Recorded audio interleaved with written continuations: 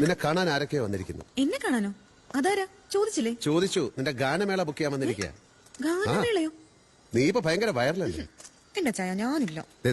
വീട്ടിൽ വന്നവരോട് അപമര്യാദയായിട്ട് പെരുമാറരുത്. ചോറൊക്കെ പിന്നെ എടുക്കാം.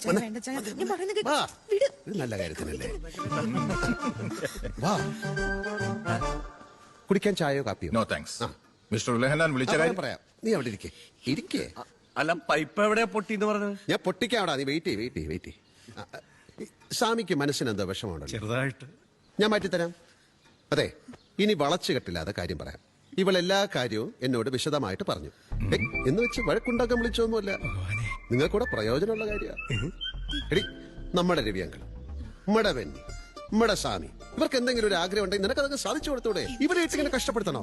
ഇരിക്കടാ, ഇരിക്കേ. നിങ്ങൾ എന്താന്ന് വെച്ചാൽ അയക്കോ. എനിക്ക് ഓഫീസിൽ പോകണം. ഞാൻ എന്റെ ബാഗ് എടുക്കട്ടെ. സ്വാമി, എന്ത് പണിയാണ് ഇവരൊന്ന് കുടിച്ച ഉന്നത സാറായിരുന്നു. ഇതെന്തിനാന്ന് മനസ്സിലായോ? ഇവളെ വിളിച്ചതിനല്ല. നീ എന്റെ മോട്ടോർ കേടാക്കി എന്റെ കാശ് വാങ്ങിച്ച് നീ എന്റെ കൂടെ ഇരുന്ന് വെള്ളം അടിച്ചതിന്. ഇനി കോളനി കണ്ട നിന്റെ മോട്ടോർ ഞാൻ കേടാക്കും. ഓടാ.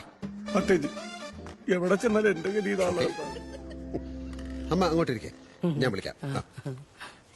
സെക്രട്ടറി, നമസ്കാരം. ഇത് കൃഷ്ണേട്ടൻ എനിക്ക് വേണ്ടപ്പെട്ട പാർട്ടിയാ. ഇദ്ദേഹത്തിന്റെ വിധവ പെൻഷൻ ഒന്ന് വിധവയല്ലോട് വാർദ്ധക്യം. രണ്ടോ